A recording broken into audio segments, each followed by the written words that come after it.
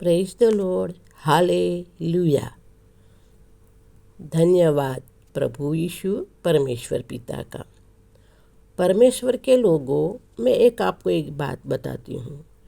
एक महिला थी जो प्रभु में दृढ़ मजबूत थी। एक दिन प्रभु ने उसके सपने में कहा कि मैं कल तेरे घर आऊँगा।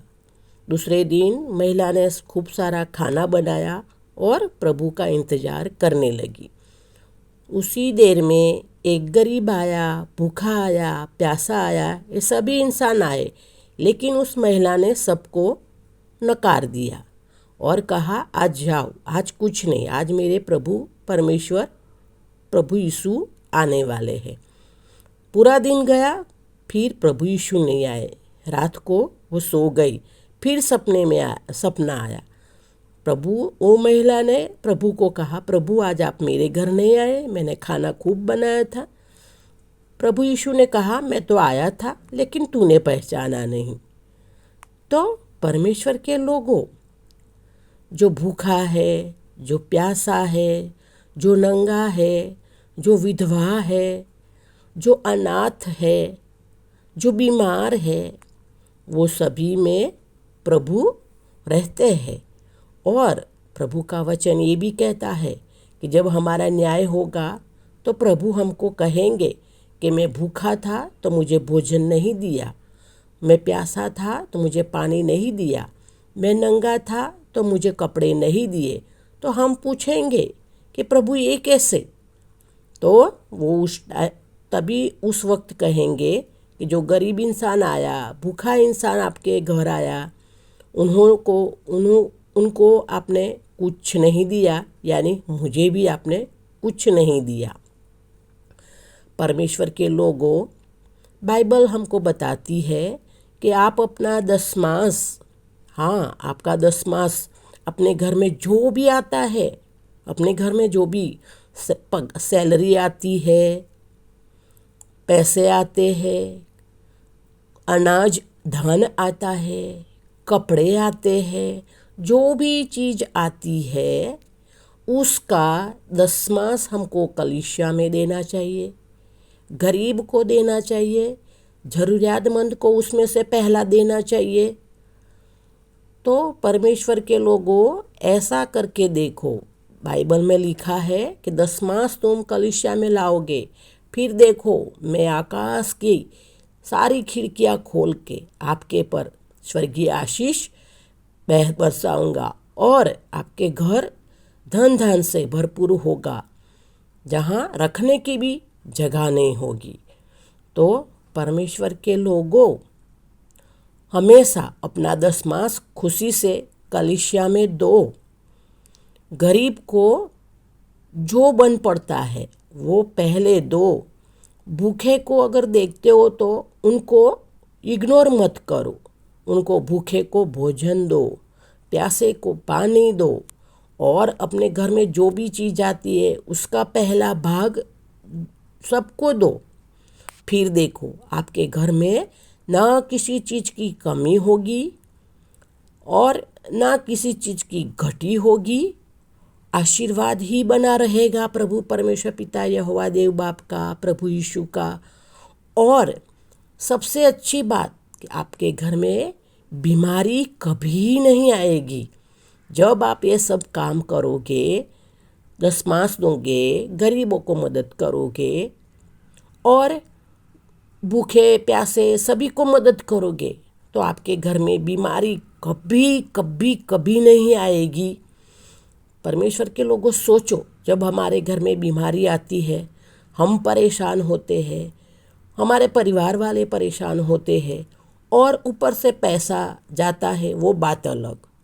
तो ये सब ना हो, परमेश्वर के लोगों, ये सब ना हो। तो मेरी आपको विनती है और ये मेरा अनुभव है, मेरा एक्सपीरियंस है कि जब हम दशमांश देते हैं कलीसिया को, गरीबों को इग्नोर नहीं करते, ज़रूरियातमंदों को हम मदद करते हैं, हमारे घर में जो भी धान आता है, जो भी चीज़ आती है, कपड़े आते हैं, उसमें से हम पहला हिस्सा ये सब लोगों को देते हैं, तो कभी नहीं मेरे घर में कमी, कोई चीज़ की कमी कभी नहीं हुई। और बीमारी बीमारी आती है, ऐसे नहीं कि छोटी मोटी आती है, लेकिन वो भी इतना खर्चा नहीं करवाती है और बीमारी तुरंत भाग भी जाती है। इतनी इतनी उम्र में भी हमको प्रभु की कृपा से, परमेश्वर पिता यहोवा देव बाप की कृपा से, प्रभु यीशु की कृपा से कोई भी बीमारी नहीं है हमारे परिवार में। तो परमेश्वर के लोगों, ये मुझे आशीष मिली है, तो मैं अकेली ये आशीष लेके बैठी रहूँ, ये मुझे पसंद नहीं आया, ये मुझे भाया नहीं। इसीलिए मैंने सोचा कि मेरे परमेश्वर के लोगों को मैं अपनी ये साक्षी दूँ, मेरे परमेश्वर के लोगों को मैं ये सब बातें बताऊँ कि आप ऐसे काम करोगे जैसे मैंने आगे बताया, आपको किसी चीज़ की घटी नहीं होगी, कमी नहीं होगी। और परमेश्वर पिता यहोवा देव बाप प्रभु यीशु आपके ऊपर हमेशा खुश रहेंगे, प्रसन्न रहेंगे और हमेशा आपके ऊपर स्वर्गीय आशीष बहती रहेगी।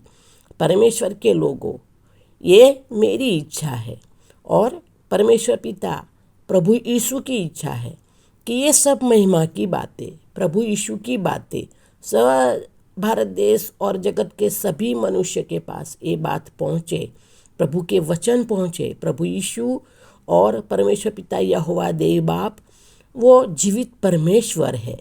हाँ, वो दयालु कृपालु परमेश्वर है। अनंत जीवन के भागीदार बनाने वाले वही हमारे प्रभु हैं।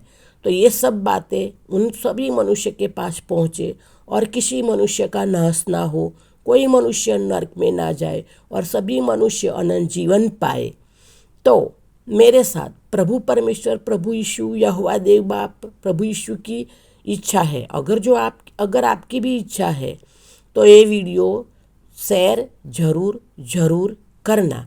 प्रभु परमेश्वर पिता और प्रभु यीशु मसीह आपको इसकी आशीष जरूर देंगे, क्योंकि प्रभु यीशु और परमेश्वर यहोवा देव बाप के लिए किया हुआ काम कभी हमारे लिए व्यर्थ नहीं जाता। परमेश्वर पिता यहोवा देव बाप प्रभु यीशु हमको आशीष जरूर देते हैं।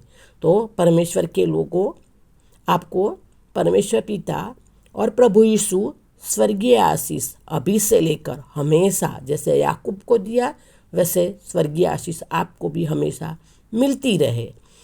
परमेश्वर के लोगों, अगर वीडियो अच्छा लगा है तो लाइक करना, शेयर करना और सब्सक्राइब करना। धन्यवाद। प्रभु हम सबको, मुझे, मेरे परिवार को और पूरा वीडियो सुनने वाले, देखने वाले हम सभी को प्रभु परमेश्वर पिता स्वर्गीय आशीष अभी से लेकर हमेशा हमको देते रहे। प्रभु यीशु के नाम से मांगते हैं। परमेश्वर पिता यहोवा देव बाप, ये हमारी प्रार्थना सुनो और कबूल करो। हाँ परमेश्वर पिता, हमारा विश्वास है ये हमारी प्रार्थना आपने सुनी है, कबूल की है, इसलिए आपका धन्यवाद करते हैं। आमीन आमीन।